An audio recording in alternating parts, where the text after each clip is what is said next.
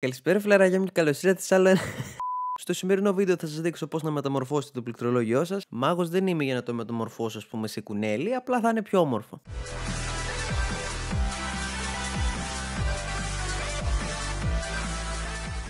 Λοιπόν, εδώ πέρα έχω το Razer Black Widow V3 Pro και θέλω να βάλω αυτά εδώ πέρα τα keycaps της HyperX, τα οποία είναι padding, δηλαδή γύρω-γύρω είναι λευκά ώστε να φαίνονται καλύτερα τα LED. Τα keycaps τα είχα στην κατοχή μου για περίπου μία εβδομάδα με σκοπό να κάνω αυτό το βίντεο. Όπως βλέπετε όμως, εγώ έχω βγάλει περίπου τα μισά χωρίς καν να πατήσω record. Οπότε για να μην χρονοτριβώ περισσότερο, υπάρχει αυτό το πράγμα το οποίο το βάζεις στο keycap, το κρατάει και το τραβάς ώστε να το βγάλεις. Το συγκεκριμένο βέβαια keycap έχει κάτι ασφάλειες από κάτω για να το κρατάνε σταθερό, οπότε θέλει λίγη περισσότερη δύναμη για να βγει. Εάν κάποια ασφάλεια έχει μείνει πάνω στο πλήκτρο, απλά το τραβάτε προς τα έξω κουνώντας το πάνω κάτω, ή τουλάχιστον αυτός είναι ο τρόπος που έχω βρει εγώ, δεν ξέρω αν υπάρχει κάποιος άλλος. Σε αυτό το σημείο να πω ότι θα πρέπει το πληκτρολόγιό σας να είναι μηχανικό, γιατί άμα αρχίσετε να τραβάτε τα πλήκτρα σε ένα οποιοδήποτε άλλου είδους πληκτρολόγιο, θα χαλάσετε απλά το πληκτρολόγιό σας. Για να βγάλετε τα υπόλοιπα πλήκτρα που δεν έχουν ασφάλειες, η διαδικασία είναι πολύ πιο απλή, απλά το πιάνετε, το τραβάτε και έχει βγει, δεν χρειάζεται κάποια ιδιαίτερη προσπάθεια.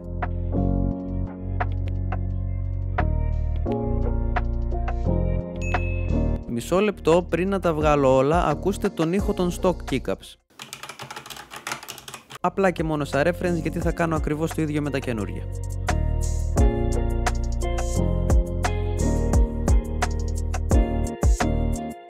Λοιπόν, έχω βγάλει όλα τα πλήκτρα της Razer, οπότε σε αυτό το σημείο νομίζω ότι μπορούμε να προχωρήσουμε στο unboxing του HyperX. Εδώ έχουμε τα HyperX, τα οποία δεν τα έχω ανοίξει καν από τότε που τα πήρα, μόνο και μόνο για να τα ανοίξουμε παρέα εδώ στο βίντεο. Κάτι άλλο το κουτί δεν έχει μέσα, οπότε μπορώ να το αφήσω στην άκρη. Έχουν βάλει μέχρι και χαρτί για να βλέπει κανείς με ποια σειρά ξαναμπαίνουν.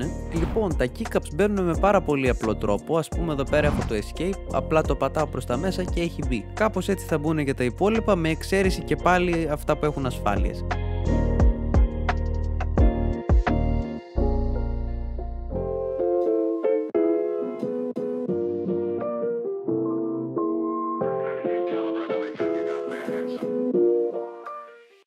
Τώρα έχω φτάσει στο σημείο στο οποίο θα πρέπει να βάλω τις ασφάλειες από τα παλιά keycaps στα καινούρια. Απλά θα πάρετε την ασφάλεια και από την πλευρά που έχει το σταυρό θα τη βάλετε στο πλήκτρο, δεν είναι κάτι δύσκολο. Θέλει λίγη περισσότερη δύναμη από τα απλά. Εφόσον ακουστούν 2 κλικ, τότε πάει να πει ότι έχει κουμπώσει.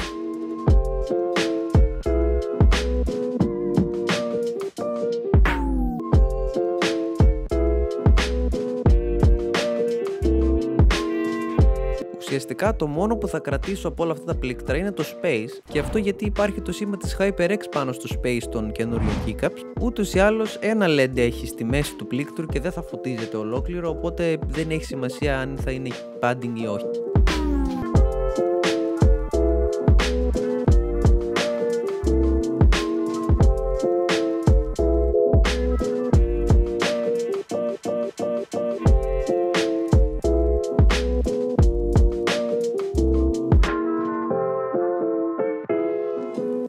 Εσείς τώρα αν βγάλετε κάποιο πλήκτρο και κάποια ασφάλεια έχει μείνει μέσα, δεν υπάρχει κάποιο πρόβλημα. Εδώ ας πούμε έχω παράδειγμα για το ένα που έχει μείνει μέσα. Απλά θα βάλω την ασφάλεια από την πλευρά που δεν έχει στο πληκτρολόγιο και κουμπώνει με ακριβώς τον ίδιο τρόπο.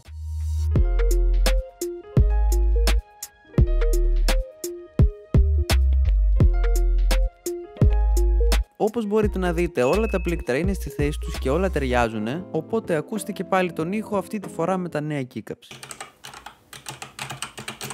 Η διαφορά δεν είναι τεράστια κατά τη γνώμη μου, μπορεί να μην ακούγεται και καν μέσα από το βίντεο, παρόλα αυτά είναι προς το καλύτερο, είναι ελάχιστα πιο μπασάτα, πώς να το περιγράψω κι εγώ δεν ξέρω, αλλά ούτως ή άλλως ο κύριος λόγος που τα άλλαξα είναι για να φαίνεται καλύτερο ο φωτισμός τους, και έτσι ήρθε η ώρα να σβήσω το φως και να συνδέσω το πληκτρολόγιο ώστε να δούμε ποια είναι η διαφορά. Βέβαια τώρα συνειδητοποιώ ότι πριν να μπω σε αυτή τη διαδικασία δεν έδειξα ποτέ πώς φαινόταν πριν να τα αλλάξω. Λογικά θα έχω κάνει κάτι στο edit ώστε να το σώσω κάπως, ίσως με κάποια φωτογραφία. Πιστεύω ότι με βάση αυτό που βλέπω μπροστά μου αξίζουν τον κόπο και τα χρήματά τους. Δεν ξέρω αν μεταδίδεται σωστά η λεπτομέρεια λεπτομέρεια μέσω της κάμερας, γιατί χρησιμοποιώ κάμερα κινητού, αλλά το συμπέρασμα είναι δικό σας. Το βίντεο φτάνει σιγά σιγά στο τέλος του. Θα έχω link και από το πληκτρολόγιο καθώς και από τα keycaps κάτω στην περιγραφή. Αλλά κάτω στην περιγραφή έχει και κάτι άλλο που δεν μπορείτε να φανταστείτε, και αυτά είναι τα social media μου. Ανεβάζω και εκεί πέρα διάφορα πράγματα, οπότε μπορείτε να τα τσεκάρετε και εκείνα. Ακόμη πιο κάτω στα σχόλια μπορείτε να μου γράψετε τις εντυπώσεις και τις απορίες σας, και εγώ θα τις διαβάσω και θα απαντήσω. Κάπου εδώ όμως φτάνει στο τέλος το βίντεο. Πιθανόν να είναι και το τελευταίο της φετινής χρονιάς, οπότε καλές γιορτές σε όλους και μέχρι οποιοδήποτε επόμενο βίντεο να είστε όλοι καλά.